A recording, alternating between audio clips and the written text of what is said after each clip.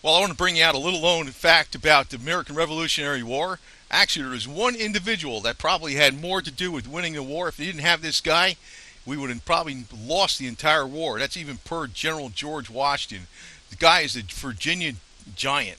I don't know when he was born, probably in the 1750s, but by the time he was 16 years old, he was 6 feet 6 inches tall and weighed 260 pounds.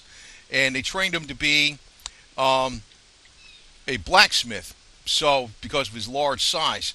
But he did a number of exploits in the army that became best known as the individual soldier of the entire war. And now you don't even hear about this guy, the Virginia Giant. So he's somebody that was very much commended by. I think his name was originally uh, Pietro, but they called him Peter Francisco. He was abandoned at the age of 5 years old in City Point, Virginia, now Hopewell, by a sea captain, and he believed he was born in the Azores to a wealthy family and was either abducted to sold into slavery or abduction was staged by his parents, feared his life was in danger for political enemies. So he didn't speak any English when they found him. He was 5 years old, and I keep saying Pedro Francisco. So they called him. I thought it was Pietro. I guess Italian Pedro. Peter Francisco. So, Peter was cared for by Prince George County Poorhouse until he was adopted by the judge Winston until uncle to Patrick Henry. So, the number of exploits this guy did is absolutely astounding. And I have to tell you that the American Revolutionary War is hardly taught at all in any textbooks in school. As a matter of fact, they only dedicated a page and a half to World War II, but they'll dedicate a large amount of print to Obama, which tells you what's going on. And as a matter of fact, even this big tech platform that I'm on highly restricts these type of videos. If you even show a flintlock rifle from the American Revolutionary War, it's automatically not advertiser friendly for Google AdSense parameters. And so we might as well just go tell the truth all the way. But since there's no ads on here, I just want to tell you something about this. This is nothing I'm financially connected to, so it is not an ad.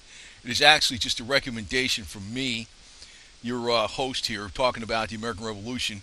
I like buying stuff sometimes from Bud K and C.H. Cadell. You notice they got these things called BOGO deals, and they also got a lot of gun and shooting stuff. Thing is, if it's out of Georgia and they have not succumbed to the internet sales tax garbage yet, so that could be a significant savings. So, in other words, you got black powder guns on here. You can get stuff like that. When you're talking about the sales tax and figuring, if you're getting free shipping, usually they got some pretty good deals.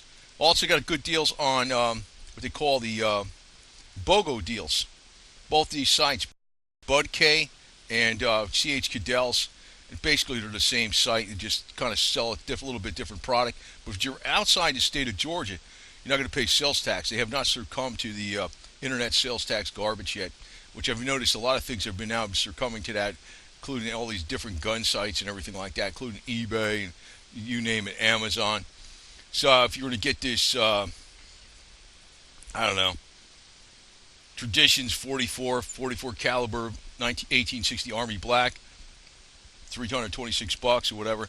I personally would go for something that was all steel instead of the brass frame, but the brass frame still will last you several thousand rounds.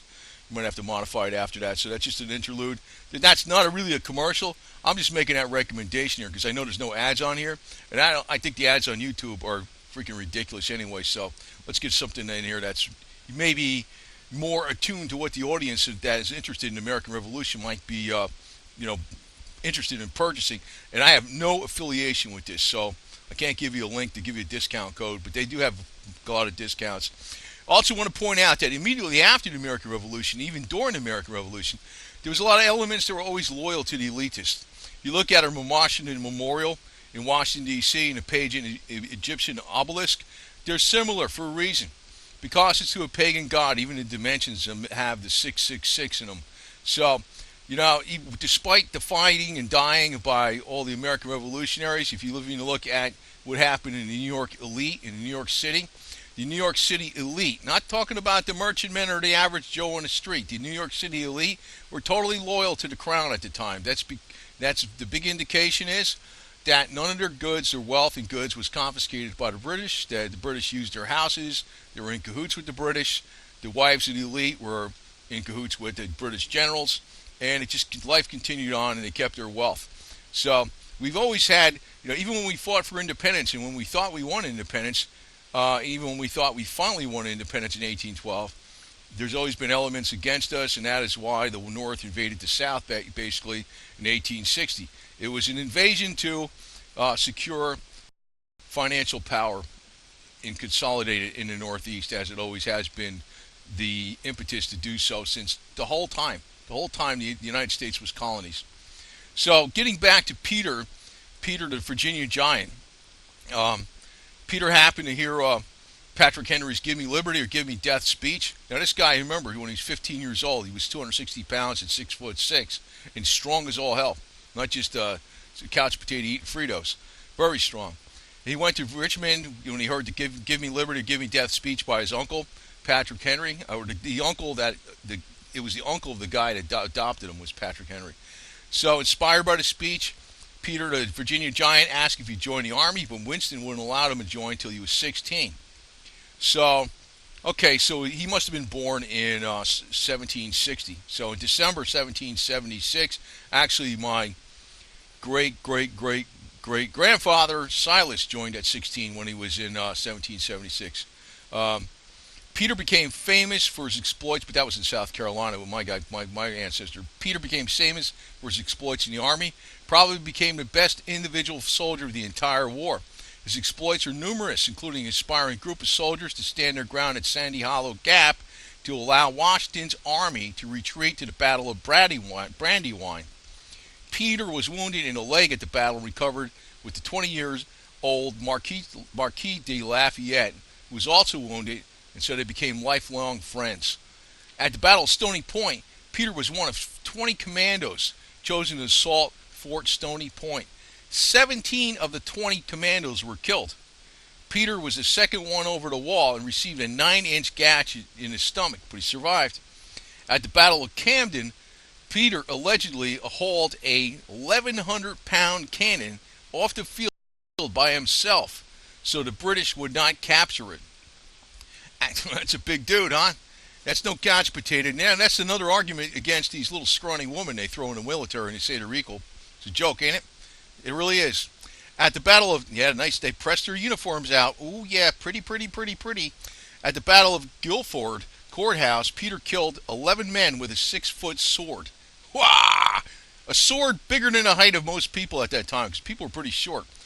So he had a special sword made for him personally by George Washington at the request of his good friend Lafayette. We were both wounded at that same battle, if you recall. I just said that. So he killed 11 men with a 6-foot sword. See, the sword you don't have to reload. Back then you had the flintlocks. It took you a while to reload that thing, and sometimes you had misfires.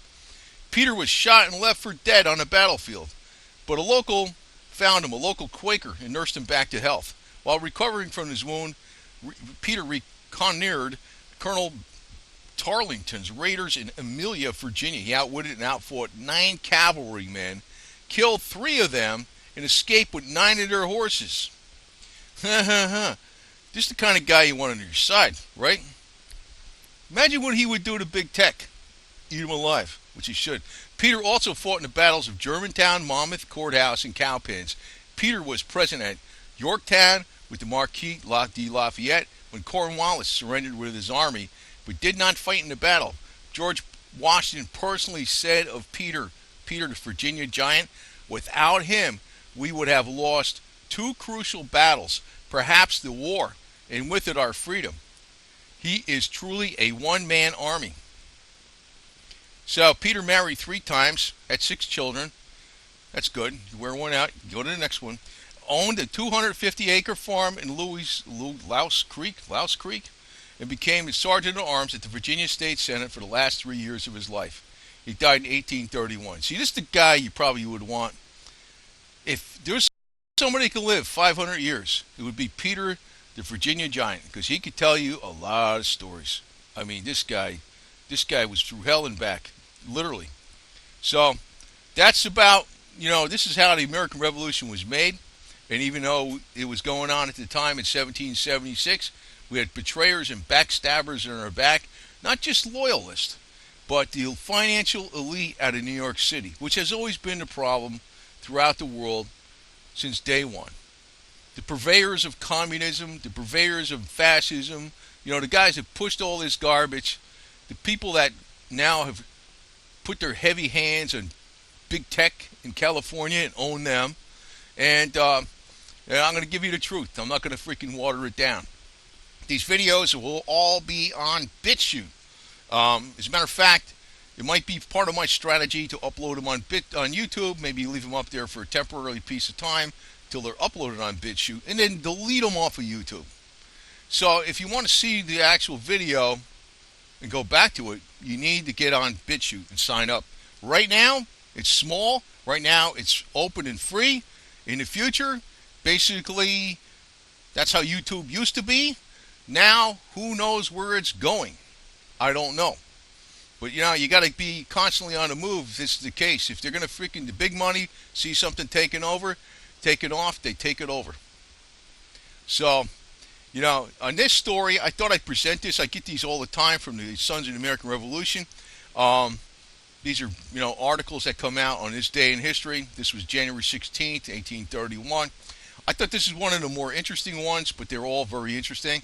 So every once in a while, I like to talk about these on YouTube because you're not going to see these printed in newspapers. You're not going to see these published on the internet, and if they are, they're buried. They're buried. If you put them on Facebook, I'll guarantee you Zuckerberg will make sure this information doesn't get out because he's a CIA pawn. But this is something that will enlighten you and also spark some fire in you about what it took to break away from the financial elite. That's basically what the American Revolution was about.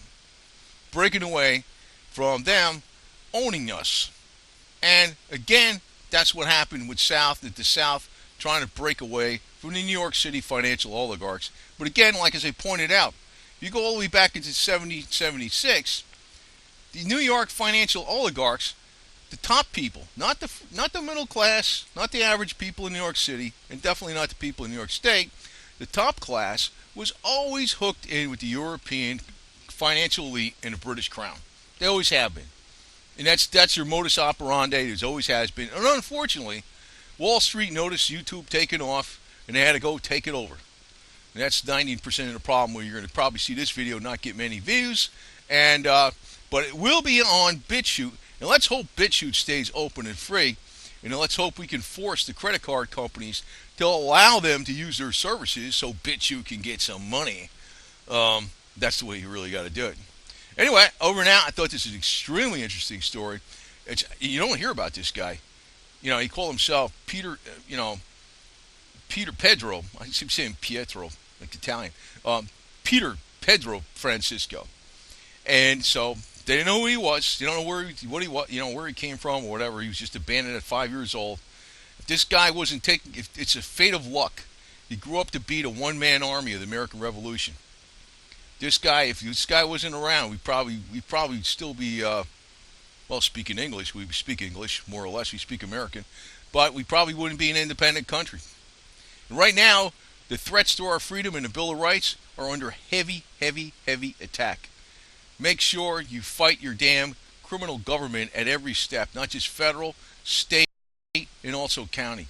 Because pretty much today, the whole landscape has changed. It's radically different than what the Founding Fathers envisioned. And if there were no Founding Fathers, I got my own vision. My own vision is we need about 99% of these rules right out the freaking window. And that would help things immensely. So over and out, and have a nice day. Peter, the Virginia Giant. Anyway.